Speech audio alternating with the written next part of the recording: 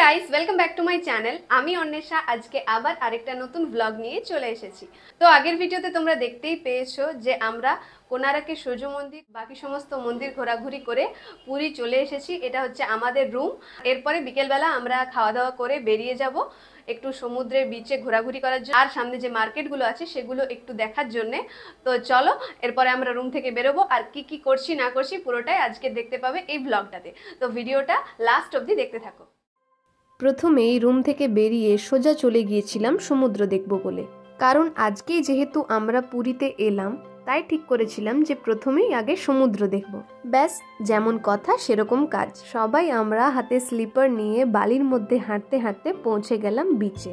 সময়টা হবে প্রায় 6টা কি 6:30টার মতো। সূর্যাস্ত হয়ে গেছে, কিন্তু এখনো অবধি অন্ধকার সেরকম হয়নি। এদিকে একটার পর একটা ঢেউ আছড়ে পড়ছে সমুদ্রের পাড়ে। এই দৃশ্যটা এতটাই উপভোগ করছিলাম যে আমার মনে হচ্ছিল সারাদিন পেরিয়ে গেলেও আমি এখান থেকে যাব না।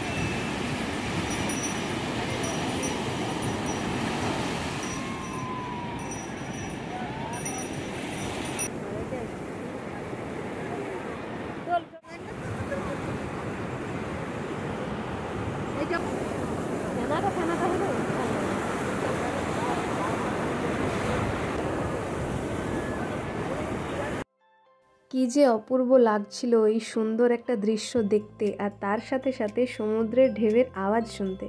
সেটা তোমাদের সাথেও আমি শেয়ার করলাম। আর এই যে এইদিকে দেখো, রীতিমতো অনেকক্ষণ থেকে আমরা এখানে দাঁড়িয়ে সমুদ্রের ঢেউ নিচ্ছি। ভিডিওটা এডিট করতে করতে আমার মন এতটাই ছটপট করছে যে ইস, আজ যদি এখন ওই জায়গাটায় থাকতাম কি মজাই না হতো। তবে আমি যেহেতু ঘুরতে খুব ভালোবাসি, তাই আমার কাছে আবার এখানে ঘুরতে যাওয়াটা খুব একটা কঠিন ব্যাপার হবে না। মাঝে মাঝে ভাবি আমার এই ভ্রমণপ্রিয় মনটাকে হোডোফাইল বলবো নাকি সাইকোলজিক্যালি ড্রোমোম্যানিয়া বলবো, কি জানি। তবে একটা কথা আছে যে পৃথিবী অনেক বড়, আর অন্ধকার হওয়ার আগে আমি এটাকে পুরো দেখতে চাই। আমারও অবশ্য এই একই মত, কিন্তু এসব গল্প অন্য আরও একদিন হবে। আজ আপাতত আবার ভিডিওর ট্র্যাকে ফিরে যাই। যাই হোক, এরপর দেখতে পেলাম একটা কাঁকড়া। বেশ মজা লাগছিল কাঁকড়াটার চাল চলন দেখে। এদিকে সন্ধেও নেমে গেছে। আস্তে আস্তে আমরা বিচ থেকে উঠে চললাম ওপরের রাস্তার মার্কেটে।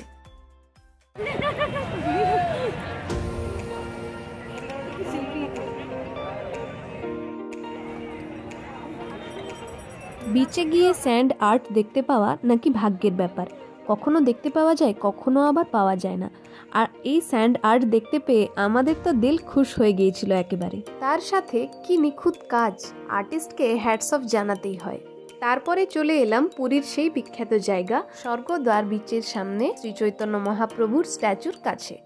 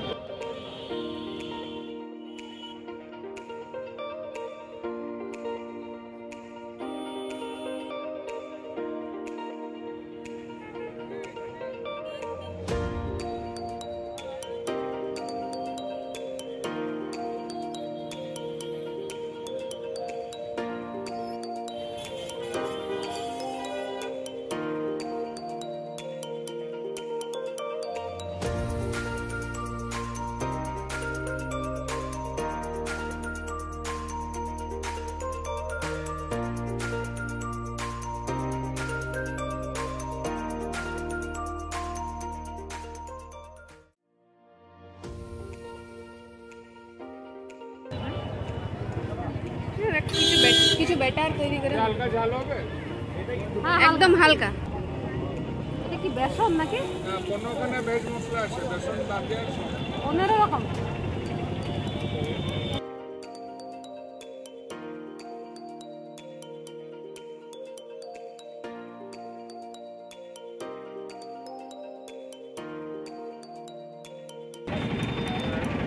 Spring potato.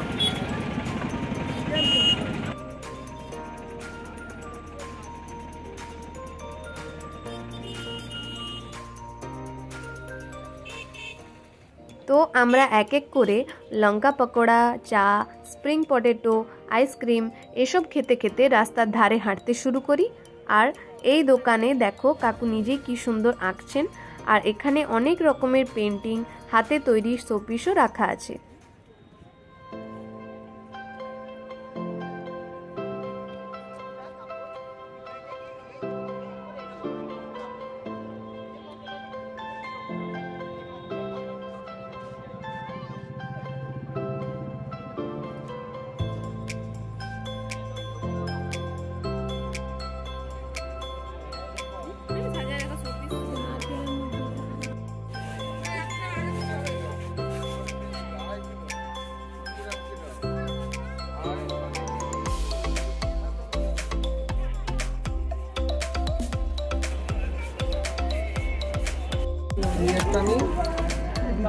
সূর্য গলা দাম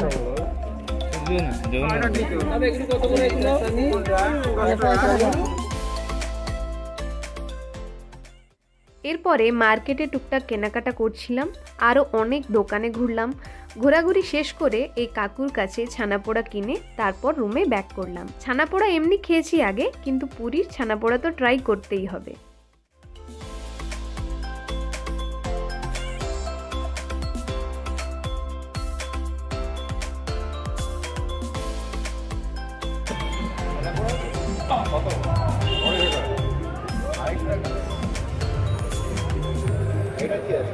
সো গাইস, ঘোরাঘুরি করে চলে এসেছি ব্যাক করে আমাদের রুমে। তো পুরো ভিডিওটা তো তোমরা দেখতেই পেলে, কিরকম লাগলো কমেন্ট করে অবশ্যই জানাবে। আর ভিডিওটা ভালো লাগলে অবশ্যই লাইক করে দিও আর চ্যানেলটাকে সাবস্ক্রাইব করে দিও। পরের দিন ডে 3-তে আমরা কি কি করছি না করছি সেটারও অনেক ব্লগ আসবে। তো চলো আজকের মতো ভিডিওটা এখানেই শেষ করছি। দেখা হবে খুব তাড়াতাড়ি আবার নতুন ভিডিওর সাথে। টাটা।